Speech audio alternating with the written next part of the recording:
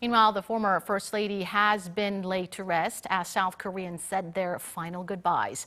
A funeral service was held earlier today, and now she's been laid to rest beside her husband, the late former President Kim Dae-jung. And North Korean leader Kim Jong-un's message of condolence was also read at the service. Our Kim Min-ji was there. The funeral for former First Lady Lee Hee-ho was held on Friday.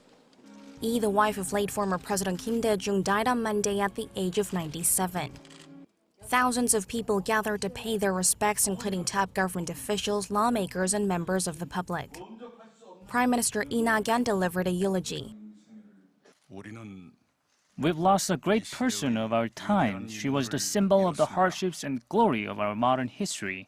We will not stop our efforts to achieve her dreams of achieving the people's happiness and of peaceful unification. Lee is not just remembered as a First Lady, but also one of the first generation of female activists in South Korea. During her life, Lee fought for women's rights and democracy, organizing various civic groups. She also spearheaded efforts to promote the Sunshine Policy of inter-Korean reconciliation, the former President Kim created during his presidency between 1998 and 2003. Lee was also a supportive companion to her husband through his turbulent and illustrious political life, which included receiving a death sentence and winning the Nobel Peace Prize. She devoted her life to democracy. She's someone that all South Koreans should emulate. I wonder if there will be anybody like her again. It's very hard to let her go. I believe that the privileges that females enjoy now are a result of the former First Lady's efforts. I respect her and truly mourn her death.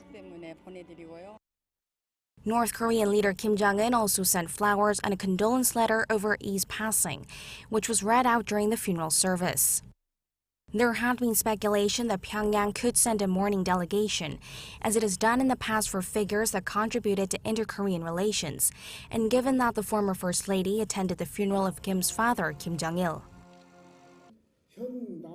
The devotion and efforts of First Lady Lee Hee-ho and former President Kim Dae-jung toward reconciliation, peace, and unification have become the foundation of current inter-Korean ties.